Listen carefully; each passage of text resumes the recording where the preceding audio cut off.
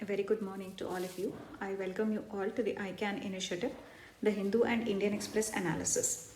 So, we will start the day with the story of the day. Today, we will be talking about the Swachh cooperative. This Swachh cooperative is a cooperative that is formed by women in Pune. So these are basically, it's a cooperative comprising some 3,000 odd women workers who go for door-to-door waste collection services in more than 6 lakh homes in the city of Pune, and they also recycle more than 50,000 tons of waste every year. So this is what here stands for solid waste collection and handling.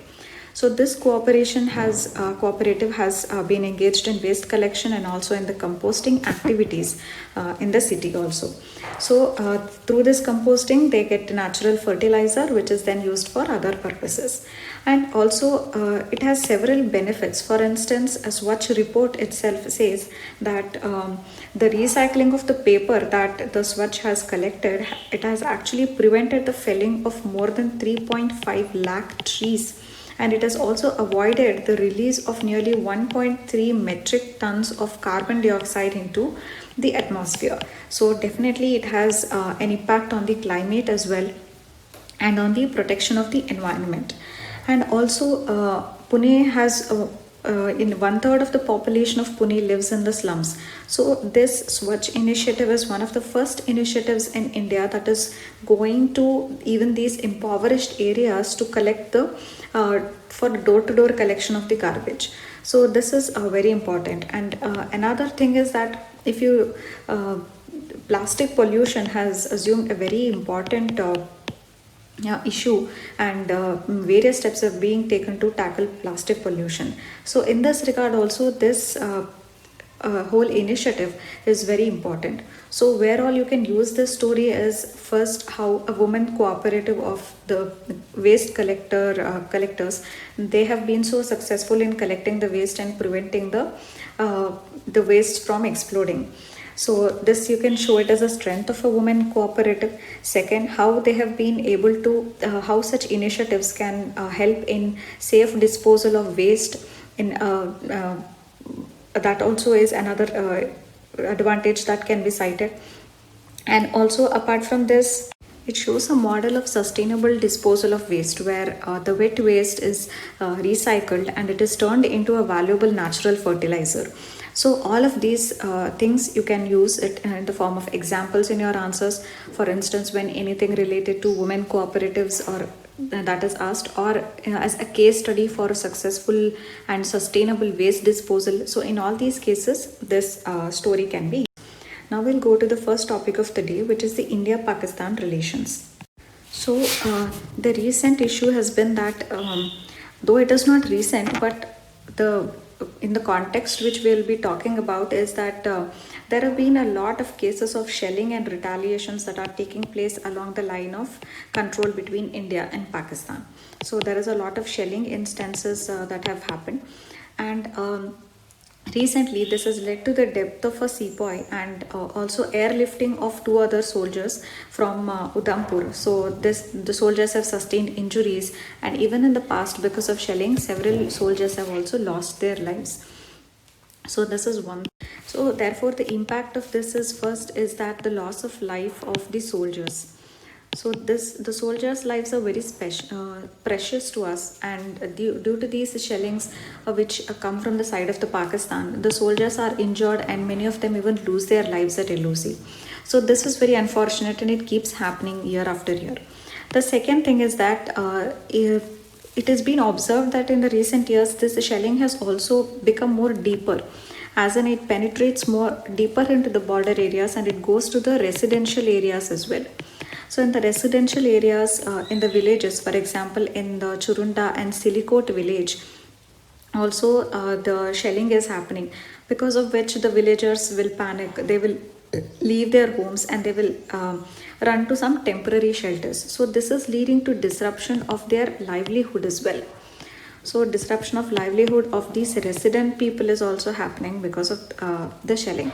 Now, if you look at the overall scenario, first is disruption because of the dilution of Article 370, and then COVID, and then shelling. So it becomes a triple whammy for the people who are residing in these areas, and therefore definitely things must be handled with a sense of urgency in this regard. So in the immediate step is that the government should build some bomb shelters for the civilians who are living in these areas until normalcy returns, which might take much more time. So this is one thing. And the first of all, definitely we need to recognize that the ceasefire with Pakistan along the LOC is not working at all. So as an immediate measure, government should build some bomb shelters for the civilians and residents in this area until normalcy returns.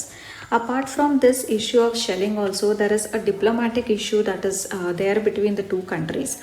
So first what happened was India expelled two Pakistani High Commission officials. So in a retaliation, probably now the two people from Indian mission in Islamabad have gone suddenly missing.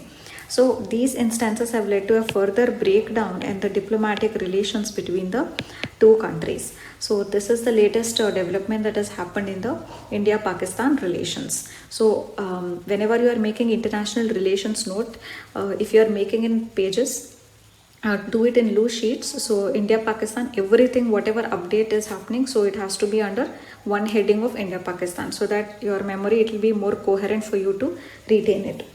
So definitely whenever India-Pakistan relations we speak about, you have to talk about the LOC and shelling across the border, which is disrupting the lives of the civilians also and leading to the loss of the lives of soldiers.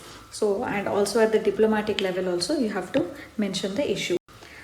Now we will move to the second topic. Before that, these are some of the previously covered topics. So this was about India-China relations, which again we have covered, and this is about India-Nepal relations, which the latest update we have covered yesterday. And this is again about India-China, though this was an article by Sir Raja Mohan, but the content was more or less we have already covered, so there was nothing new in the content as such. So all of these topics, these editorials to do.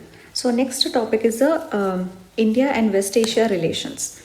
So India-West Asia relations also, we have seen in the past how West Asia is important to us, whether it is in terms of the Indian diaspora which is living in West Asia, then the remittances that they bring, and the investment from West Asia in India, and our crude oil imports, and India being heavily dependent on West Asia for crude oil imports. So all of these things we have already seen. So let us reiterate some of the important facts.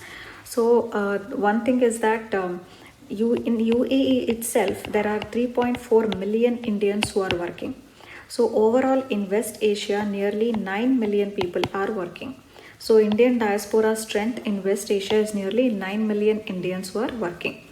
And out of the remittances that India gets, so 80% of that remittance, $80 billion is the remittance that we get. Out of this $80 billion remittance, 56% of India's annual remittance, it comes from the West Asia itself. So this again shows how important West Asia is when it comes to remittances from abroad. So all these shows the importance of the West Asian region for India. However, there have been several issues. The first issue is the oil meltdown. So in this, first of all, we know that the price of the crude has been following worldwide. So there is a fall in the price of the crude oil. And the second thing, the OPEC has also not been able to, or is not successful in getting the countries to agree to a production cap on the oil. So Russia and Saudi Arabia have not agreed for the production caps, and they want to continue to produce more crude oil. So this glut in the oil supply, but less demand, is leading to fall in the prices. Though recently Russia has agreed for some production caps, but it was not very successful. The third is again the COVID-19 crisis. Because of the crisis, the demand for the oil has fallen drastically. And again, when the supply is more and the demand is less, the price is going to definitely fall.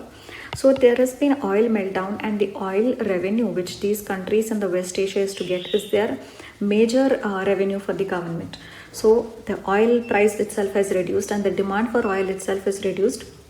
So this has brought the West Asian economies under some sort of a stress. The second issue is regarding the job losses. So, in this regard, the Dubai Chamber of Commerce and Industry has, in a survey, told that nearly 70% of the businesses which are classified as small and medium businesses, which and most of these businesses are owned by the Indian nationals.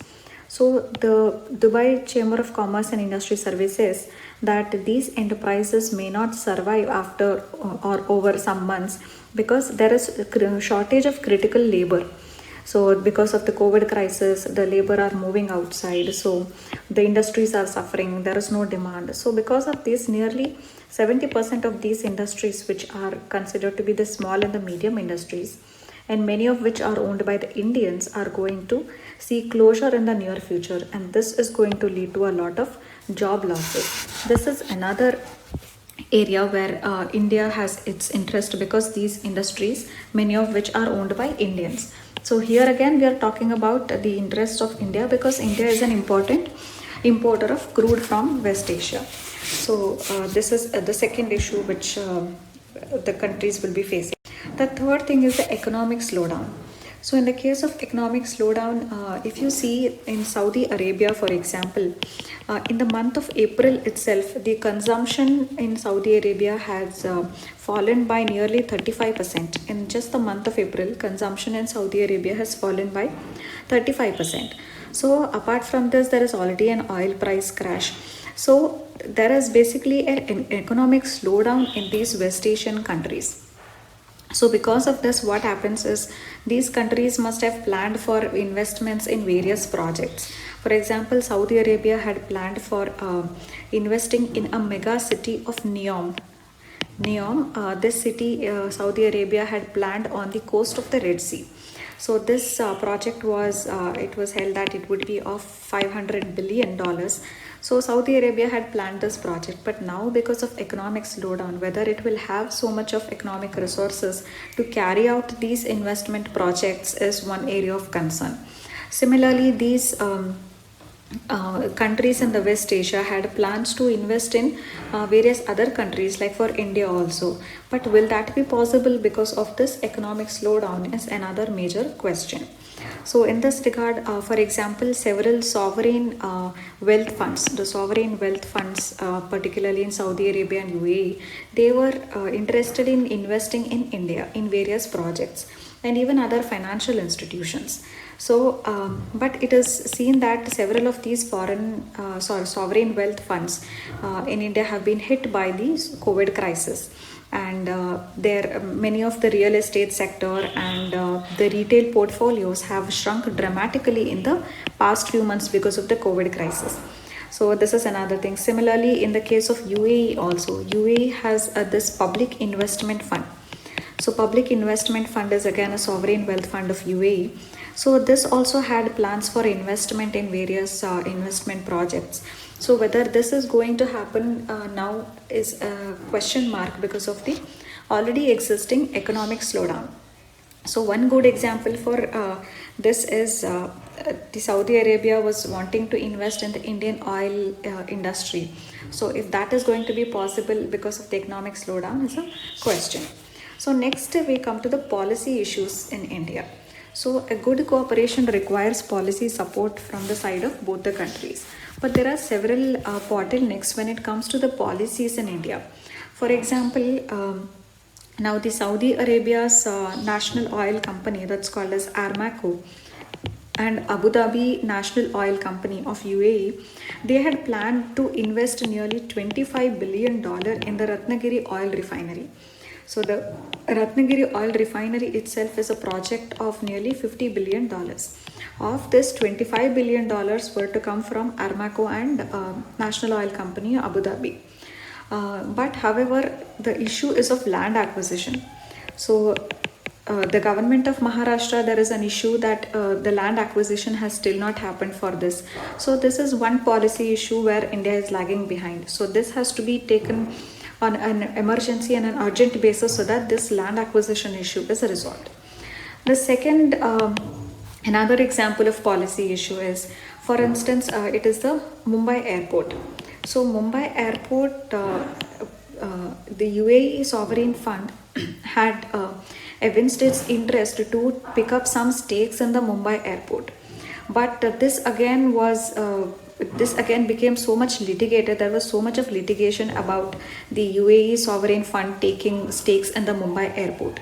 So the second issue is of too much of litigation that happens on everything. So these are some of the policy issues because of which the cooperation between the two countries is getting hindered.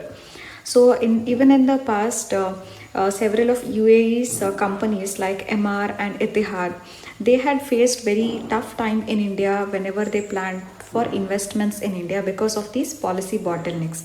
So these things will have to be removed. And in this context, government had set up an empowered group that was headed by the Cabinet Secretary Rajiv Gauba.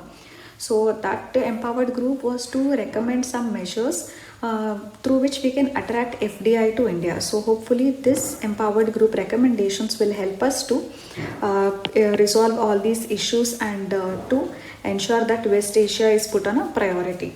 So this is the issue. And the next is regarding the return of diaspora. So now because of the COVID crisis, as we all are aware, that there is this tendency of reverse migration. So many of the Indian diaspora who are living in the West Asian countries are now being evacuated by various airlines back to India. So now when these people are coming back to India, where are they going to be employed is a big question in the near future. So these people who are returning to India they may be skilled also, they may be semi-skilled, or they may even be unskilled. So how are we going to provide a livelihood for these people is another big challenge that is facing India. So in this regard, India has started a program that's called as Swades. Swades full form is Skilled Workers Arrival Database for Employment Support. So Skilled Workers Arrival Database for Employment Support. So in this, a database is formed where the people, these diaspora, and what their skill is. So this database is formed. So this is called a skill profiling of these workers. So this skill profiling of the workers will be done on a portal, and this can be accessed by both Indian and foreign companies. So based on these companies' job requirements or whatever skill requirements, they can pick people from this database. So that will help to provide these people who are returning to India with employment opportunities. So this is the step that we have taken, and the issue is regarding finding livelihood for the returnees. So these are the 5 major issues that were discussed in the article regarding India-West Asia relations. Now we'll move to the next topic, which is Gandhiji and Lee Yu. So Lee Yu is the leader of the Singapore, and he was responsible for the setting up of the modern Singapore, or the formation of the modern Singapore. So the whole article was basically a comparison between the two, or rather how the two thought very similar, and how whatever they thought, those lessons are very important even to this day. First is Gandhiji's Gandhian economics. So in the case of Gandhian, many times we have heard this term Gandhian economics. But what is Gandhian economics? It has several characteristics that together is called as Gandhian economics.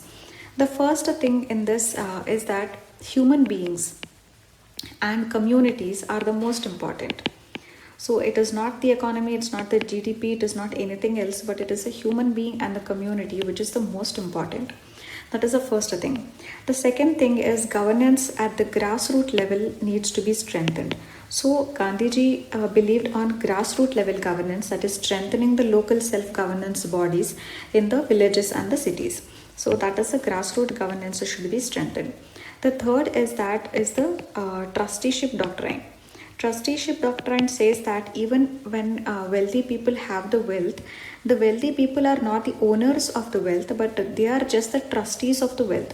They are just holding the wealth which will be used for the benefit of everybody in the community. So they have been entrusted with that wealth so that it could be used for the community.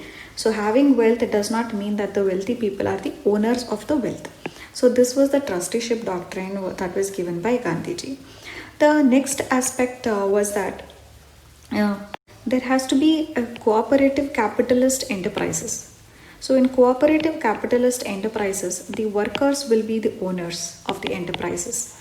So not a person who is remotely situated and who is a remote capitalist, they will not be the owners of the enterprise, but rather the workers will be the owners of the enterprise. So that is a model of a cooperative capitalist enterprise. So Gandhiji believed in this cooperative capitalist enterprise.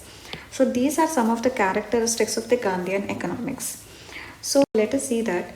Now if you look at Lee used Singapore also, this had very similarities with the Gandhian view. So in this regard, way back in 1965, Lee declared that Singapore is going to be the first developed country in the entire Asia. So for that he had to develop Singapore, but Singapore had no natural resource which could be processed or which could just be sold and revenue can be obtained. So Singapore was very poor in the natural resources. So only two strengths that Singapore had was, one is the location. It had a strategic location which could act as a shipping strategic location on the shipping routes between the west and the east. And the second important advantage it had was just the people of Singapore. So people were the assets of Singapore. So Lee was of the view that these two advantages will have to be used to the maximum. So he invited various companies from abroad and various countries, including United States, Japan, Europe, so many countries. He invited various companies to set up their industries in Singapore. So for that, the people offered very cheap labor, which was a very big advantage for the companies, and the location was definitely an advantage already. So, but however, Lee put a condition on these companies that they will be able to enjoy the benefits of the cheap labor in Singapore only when they just don't do some assembly work in Singapore, but rather they transfer the skills to the Singaporean people. So the Singaporean people need to be educated and the knowledge has to be transferred, and they must be empowered by giving them the skills so that later the Singaporean people are not dependent on these companies to produce the same thing. So this was the condition that was kept, and therefore this led to development of more skills among the people, and they could develop their own industries later on. So this is exactly what even Gandhiji also pointed out, that the people must be empowered. So people must be given the skills. So this is all precisely what Gandhiji also emphasized. So in this context, the one similarity that between these two personalities is that Lee Yu once said that humans are not tools. So humans are not tools, and rather when humans are not tools, which so humans cannot be used to produce some returns for the investors. Rather, whatever money is produced will have to be used for the benefit of humans. So that is what Leo said, that humans are not tools. So humans cannot be treated as tools to produce some returns or to produce some benefits for the investors. Rather, whatever money is produced, then that has to be used for the benefit of humans. So this is what Leo said. A similar thing was told by Gandhiji also. Gandhiji told that an economy should be such that the economy should serve the human needs. So the main aim of the economy to serve should be to serve the human needs rather than the human beings becoming the fodder for GDP. So human beings should not end up becoming a fodder for GDP. Rather, the economy should be such that it serves the human needs. So in this regard, both Liu and Gandhiji had very similar views regarding economic development, which had to be more people-centric and which was based on empowerment of the people.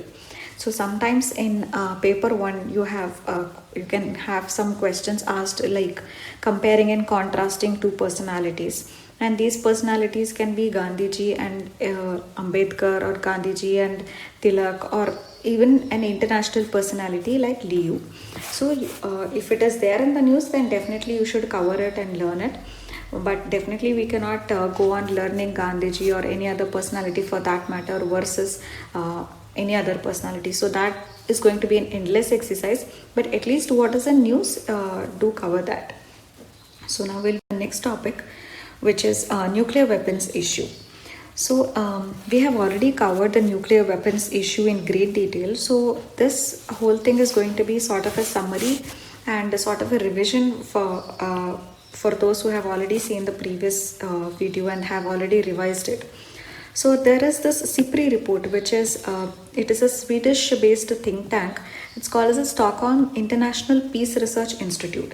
So this SIPRI report is very famous for data on the arms imports and exports and data on these nuclear weapons. So this report is often cited. So this SIPRI report has told that Pakistan, China, they are increasing the size and diversity of their nuclear forces. So the example given here is, or the data that is given here is for China. In the year 2019, the nuclear arsenal that China had comprised of 290 warheads. But in the year 2020, this became 320 warheads. So this has increased. Now come to Pakistan. Pakistan was nearly between 150 to 160 in 2019, and in 2020 it has become 160 nuclear warheads. And for India, it was basically somewhere 130 to 140 in 2019, and in 2020 it has become 150. So you look at the current nuclear arsenal of China 320, Pakistan 160, and India 150.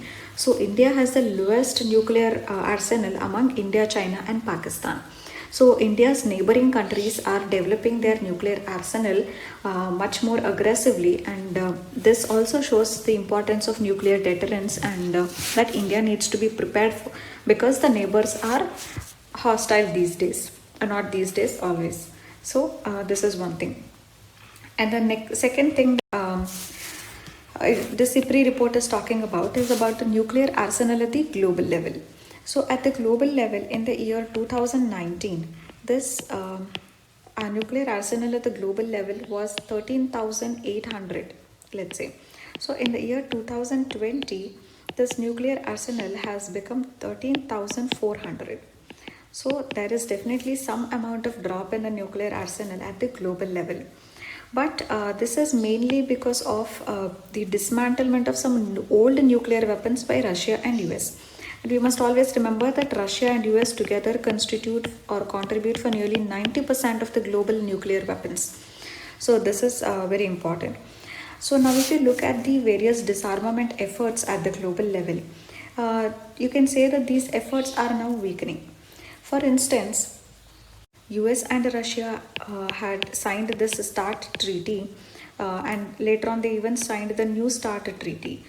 START means New START treaty, which is Strategic Arms Reduction Treaty. So this was signed in 2010, and this New START treaty between Russia and USA is going to lapse in 2021. But both the parties are now not interested to expand this or to prolong this treaty beyond 2021. And there are also no new negotiations that are happening to come to another similar START kind of a treaty. So why? Because in this regard, United States administration is saying that whatever new START treaty is going to be negotiated, China has to be a part of it, because China is one of the is developing its nuclear arsenal quickly. So China has to be a part, only then USA will negotiate any new START treaty. But China has already rejected this, and it has told that it is not going to be part of anything. So China has categorically ruled this out. So because of this, no new such negotiations are planned in the future for stalling of the production of nuclear weapons. So these are the efforts that have happened at the disarmament of the nuclear weapons. So in the previous whatever I was telling, that we have already discussed this issue, in that we have already discussed how the disarmament efforts, what are the efforts that are being taken, and what fruits have they borne. So that we have already discussed. So now we'll go to the next topic, which is regarding tribal welfare. So this was an example. There is this tribal community in Langling. So Langling is a tribal district it is one of the Nagaland's poorest districts. So that is Langling.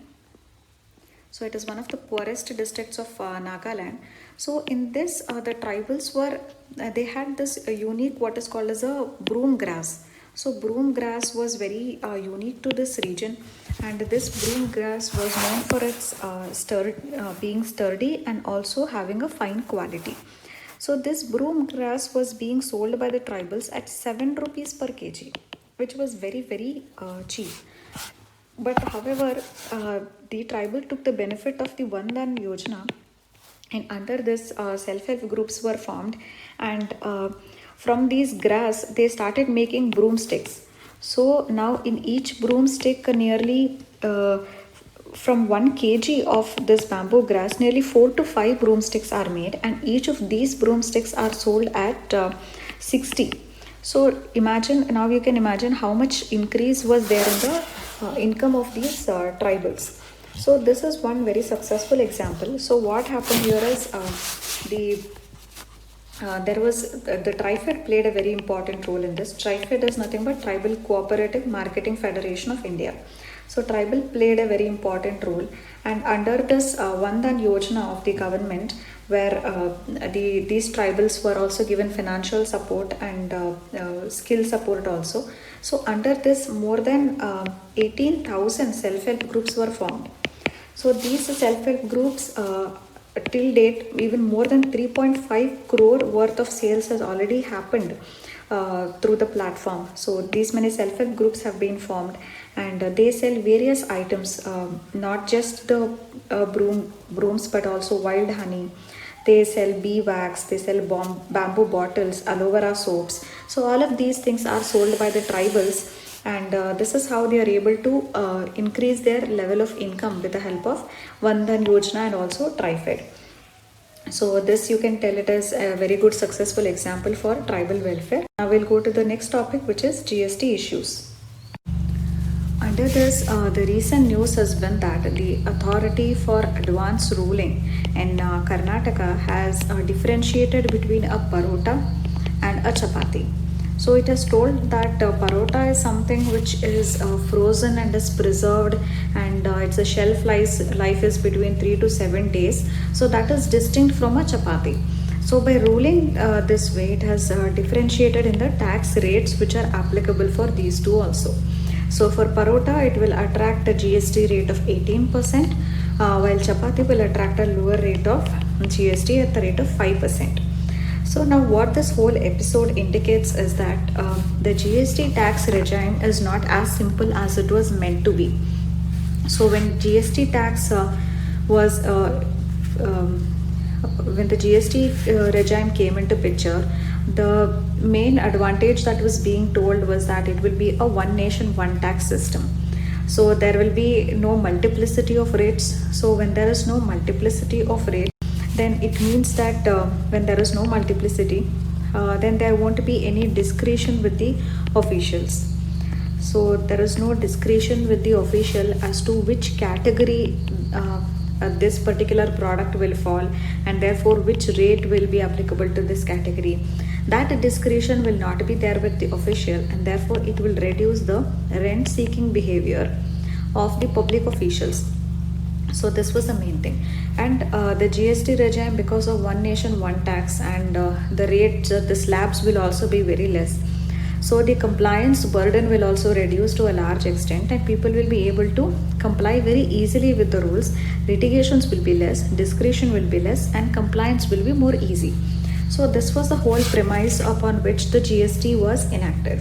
But however, looking at this ruling, we see that there have been so many instances where such distinctions have been made, and the products have been put under multiple categories that attracted different GST rates. So this has made it very confusing to the taxpayer also, and the predictability in the tax regime has also reduced because of these kinds of things. So the compliance burden will be more on the part of the taxpayers, and there will not be incentive for the taxpayer to pay the tax because he is too confused as to which category or which slab a particular product that he is making will fall. So this would increase lead to tax evasion also further, because the simplicity that GST was to have is no longer there. So this complexity is there in the indirect tax system, and this has also increased the discretionary powers of the officials. So this is the main issue, and it is high time that the GST Council should meet and discuss about this categorization, and this has to be simplified by further deliberations between the center and the states in the GST Council, so that there are just fewer number of tax slabs. So this is very important. This is the whole issue, and this is the example that you can quote as in when there is a question like critically analyze the GST regime in the country. So in that case, you can use this as an example to quote in the answer that such distinctions are happening as by the authority of advance ruling of Karnataka. So this has complicated the whole system, and it is giving rise to more compliance burden and more discretionary power officials. So next we will see the South China Sea dispute. So again, the South China Sea dispute we have already dealt in detail regarding what is the importance of South China Sea for India. So that critical analysis with the help of the question and answer discussion, and also with the news, we have already done it in detail. So in this, just few more things I'll be discussing. So first of all, this article was written by Vijay Gokhale, who is a former ambassador to China. So mentioning the name of Vijay Gokhale while quoting some views will add more value to your answer. So this article basically says the first thing is about in the region around the South China Sea, the US has always played a very important role. So it has tried to have that American hegemony and American presence in that region. That has always been the strategy of United States. For instance, in the economic presence, United States has made huge investments. Nearly $330 billion investment has been made by United States in the ASEAN countries. And similarly, even in the military presence, a large amount of US military is also present in this region. So therefore, the US presence in this region has been, it can be said that US always wanted to have its hegemony in this region. So this role that the United States was playing by having its economic and military presence was also welcomed by the ASEAN countries, because the United States was giving them military protection against any aggressive powers in the region. So the ASEAN countries need not have to spend more on their defense preparedness. So this gave them more stability in the region without having to spend on their defense. So ASEAN could focus on their economic prosperity without any substantial increase in their defense expenditures. So therefore ASEAN was helped much, and it was benefited by the presence of the United States in this region. So in this regard, but however, United States present in this area has now been challenged by various actions by the China. So let us see some of these actions that the China has undertaken, which has undermined the United States presence in the region. The first thing is regarding the 9-dash line. So 9-dash line, China came out with this 9-dash line in the year 2009, and it said that the whole South China Sea belongs to its territorial waters. So it defined something called as a 9-dash line, which is imaginary line, and it told that this according to this line, everything that comes under this line is their territory. So entire South China Sea is their territorial waters. This was the first thing that China did. Now if you see several recent instances, then the Chinese naval forces have rammed a Vietnamese fishing ship. So this was also discussed in the previous videos. So the Chinese naval vessel had rammed a Vietnamese shipping boat, and it had killed all the fishermen, Vietnamese fishermen in this fishing boat. So that was another instance of aggression. And then it even the Malaysian oil drilling operations were happening. So China even disrupted these oil drilling operations. So basically these operations were taking place in the exclusive economic zone of Malaysia. But China said that this is its territorial waters, so it disrupted these oil drilling operations of Malaysia also. And it is also building some underground storage facilities in the Subi Reef and in the Thitu Island. So in the Subi Reef and in the Thitu Island, China is also building some underground storage facilities. Then it is also building some missile shelters on the Mischief Reef. So this you can remember easily because M&M. So it is building missile shelters on Mischief Reef. And apart from that, it is also conducting ballistic missile tests in the South China Sea. It was conducted in June 2019. So ballistic missile tests are also being conducted by China. Its naval patrolling in this region has now increased a lot. So all of these has kind of challenged the America's presence in this region, and it has also threatened these countries that China has been a very aggressive power which is aiming to occupy the entire South China Sea region. So apart from this, if you look at the China's cooperation with the ASEAN countries, that is also increasing. Now, China is the largest trading partner in the first quarter of 2020 with the ASEAN countries, and China is also the third largest investor. China has invested $150 billion in the ASEAN countries. So this shows how the Chinese also have an overwhelming presence in the ASEAN countries in this particular region. So in this regard, what should be India's interests? So what is India's interest in the South China Sea? More often than not, it is told that India should just mind its own business, and South China Sea and India has not got nothing to do with South China Sea. But India's interests are definitely involved in the South China Sea. This also we have already discussed in detail. Just to summarize, first of all, South China Sea is not a resource of China. So it is basically a global common. So definitely its benefits should reach all the countries. It is not a resource of China. That is the bottom line. So apart from that, the sea lanes of communications are also passing through the South China Sea. We have already sailed through the South China Sea waters for more than 1500 years ago. So even historically also we have used this water. So apart from that, this is very critical for the peace and security of the region. We need to ensure that there is freedom of navigation in the waters of South China Sea, because so much of our trade passes through. Nearly $200 billion of our trade passes through the South China Sea. So we have had huge amount of investments that we have made in the ASEAN. Then South China Sea is very rich in the marine resources and is rich in the oil and gas resources. So we have discussed all these things in detail. So these are the India's interests, and definitely by these arguments you can show that it is in India's business to ensure peace and security in this region, and South China Sea remains a global common, and it does not become the resource of just one country.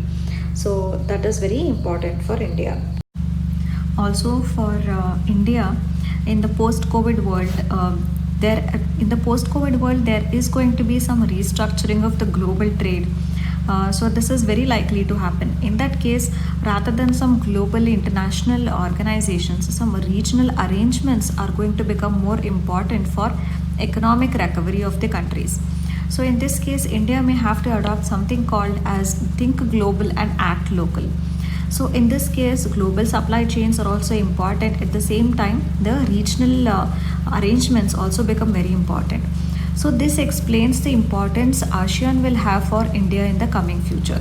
So therefore, when ASEAN becomes important and several countries of ASEAN are involved in this dispute, definitely South China Sea and its peace and security is in India's interest.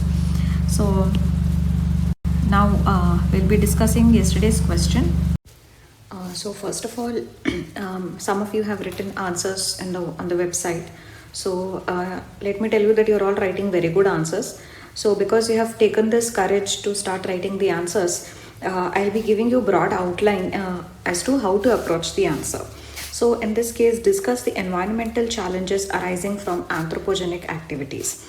So in this case, you just have to highlight some environmental challenges. So as it is a 10-marker question, make sure that you highlight more number of challenges and give a little less explanation for each of these challenges. And even though it is not asked in the question, as a way forward, you have to give some suggestive measures as to how these anthropogenic activities could be made more sustainable for environmental conservation. So in the what are all the environmental challenges. You can quote so many, and even in your answers on the website I have seen many of you have quoted wonderful reasons. So let's say first is there is degradation of the groundwater as a resource. So there is excessive extraction, there is no control on the extraction. So you can quote the example of uranium and arsenic pollution in Punjab and West Bengal for this. So that is groundwater pollution. Then you can say eutrophication. So agriculture and other industries emptying their waste, which is leading to the nutrient that is being emptied into the rivers and the ocean. So this is leading to more eutrophication. So because of this eutrophication, there is more algal bloom in the rivers and in the water bodies. So various marine lives like fishes, etc., are dying, and even the oxygen levels in these water bodies has reduced. So and also eutrophication comes with another issue that's called as ocean acidification. So this is another thing that is happening in the oceans because of we emptying a lot of waste into the oceans. So that is one thing. And another related problem with ocean acidification is a coral bleaching. So in coral bleaching, you can quote a data that the IPCC report in 2018, it had highlighted that nearly 70 to 90% the coral reefs will become extinct if the temperatures increase by 1.5 degrees Celsius. But if the temperature increases by 2 degrees Celsius, then 99% of the coral reefs are going to go extinct. So this was an IPCC 2018 report. Or you can also cite the example of the Great Barrier Reef and how it has been affected. So that example also, even the Caribbean reefs are being affected because of the ocean acidification and the rise in the sea surface temperature. Fourth, anthropogenic activities have led to a lot of deforestation. So the trees play a very important role in circulating the air and the moisture and the rainfall pattern in a particular area. So because of deforestation, even the rainfall patterns have changed. In fact, IISc report in 2018, again, it has highlighted that deforestation in the higher latitude is causing a change in the monsoon rainfall pattern. So this was a report by the Indian Institute of Science in 2018. So this is another thing. And then how the anthropogenic activities is leading to a lot of concretization in the urban areas, leading to urban heat islands. So because of which urban floods are there and heat waves are there. So all these are happening because of that. So then you can say global warming and climate change. Global warming because of vehicular pollution, industrial pollution, agricultural activities. So all these are anthropogenic activities only. So this is leading to the melting of the glaciers in the Arctic and the Antarctic, and ozone layer is getting depleted. So and also there is a sea level rise. Several islands are getting submerged and there is erosion in the coastal areas. So in this case, you can give the example of Parali Island. So it is in Lakshadweep and it was a biodiversity rich island. So now that has disappeared because of coastal erosion. So if the sea levels keep rising faster, then many more islands on the Lakshadweep will be shrinking fast now. So that is another thing. So then you can overall say that there is more imbalance in the ecosystem because of encroachments and all that. Then in another thing is the forest fires. So forest fires is also because of the anthropogenic activity several times. So and recently also there was a forest fire. You can quote those examples in the near the wildlife sanctuaries where the forest fires have happened, which we have covered also an example in the one of our previous videos, but I have forgotten the name of that. I think some Kaundinya sanctuary there was a forest fire, so you can quote that, the latest example. So like this you can quote several environmental challenges that are arising from anthropogenic activities. In fact, if you want to go for a better representation, you can make a tabular column. You can write anthropogenic activities and environmental challenge. So write the anthropogenic activity and the related environmental challenge. So many times the anthropogenic activity is going to be the same, like vehicular pollution or industrial pollution or generation of wastes, all that.